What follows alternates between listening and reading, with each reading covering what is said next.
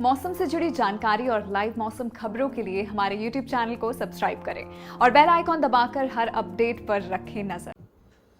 नमस्कार, मैं हूं देवेंद्र त्रिपाठी और आप देख रहे हैं स्काईमेट वेदर रिपोर्ट।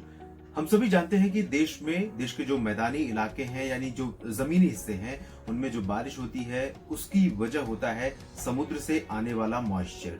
और समुद्र से जो मॉइस्चर उठता है, आप सभी जानते हैं कि भारत का जो शेप है, भारत का जो आकार है, दो तरफ समुद्र है, एक तरफ अरब सागर, दूसरी तरफ बंगाल की खाड़ी और नीचे हिंद महासागर। तो इन सभी समुद्री क्षेत्रों से मॉइस्चर उठकर किन्हीं सिस्टमों के कारण जमीनी हिस्सों पर आता है, जिसकी वजह से मौसम करवट लेता है, बादल बनते हैं और बारिश होती है।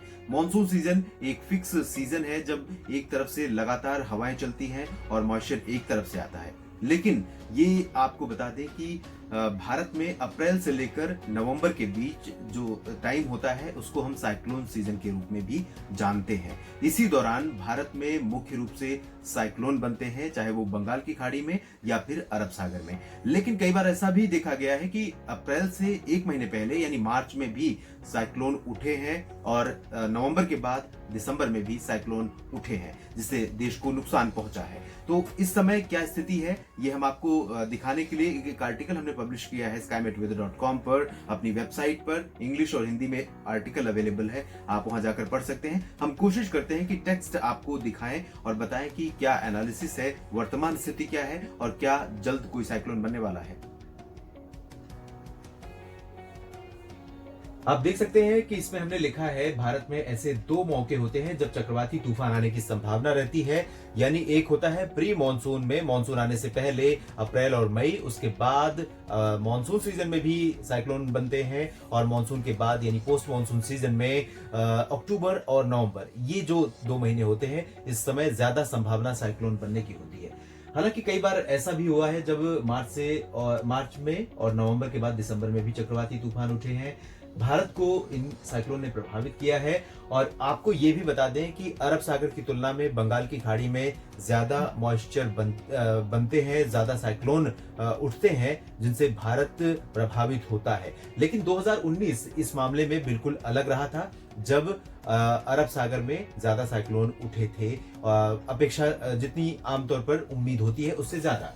और अधिक चक्रवाती तूफान उठने का श्रेय जो है वो मुख्यतः इंडियन ओशन डायपोल को दिया जाता है। इंडियन ओशन डायपोल जब पॉजिटिव होता है तब अरब सागर में साइक्लोन उठते हैं, और जब ये नेगेटिव होता है यानी जब हिंद महासागर का पूर्वी क्षेत्र गर्म होता है तब जो बंगाल की खाड़ी का क्षेत्र है यानी हिंद महासागर का पूर्वी क्षेत्र है, वहां से साइक्लोन उठने की संभावना ज्यादा रहती है।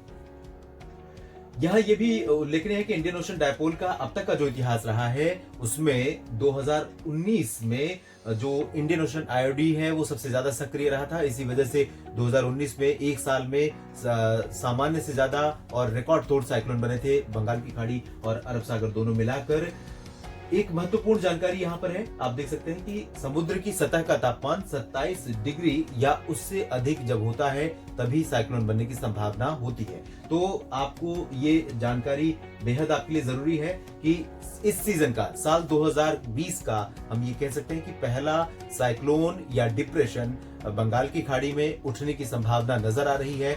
अंडमान व निकोबार द्वीप समूह के पास अंडमान सागर है, बंगाल की खाड़ी के दक्षिण पूर्वी भागों के पास, जहां पर यह सिस्टम निम्न दबाव के क्षेत्र के रूप में मई के आरंभ में उठ सकता है और धीरे धीरे ये सिस्टम उत्तर और उत्तर पश्चिमी दिशा की तरफ बढ़ेगा और उसके बाद सेंट्रल यानी मध्य और पश्चिमी बंगाल की खाड़ी पर पहुंचने के बाद इसकी दिशा तय हो पाएगी कि किस तरफ जाएगा और इसकी स्पीड और उस समय समुद्र की सतह की परिस्थितियां और एटमॉस्फेरिक कंडीशन क्या होंगी, इसके आधार पर तय होगा कि ये सिर्फ डिप्रेशन बनेगा या डीप डिप्रेशन बनेगा या उसके बाद साइक्लोन का भी रूप ले सकता है। और अगर साइक्लोन बना तो ये किस दिशा जाएगा, भारत के पूर्वी तटों पर आंध्र प्रदेश या ओडिशा की तरफ लैंडफॉल करेगा या रिकर्व होकर बांग्लादेश या म्यांमार की तरफ रुख करेगा।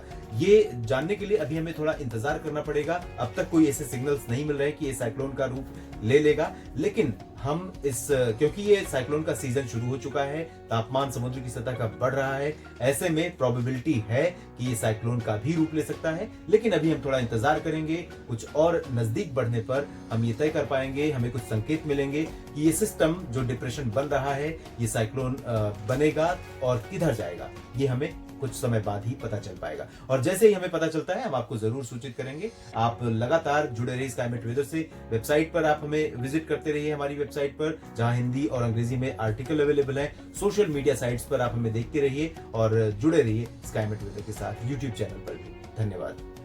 प्रदूषण की रियल टाइम इंफॉर्मेशन के लिए आज ही स्काईमेट AQI ऐप डाउनलोड करें और अपनों की सेहत का रखें ख्याल।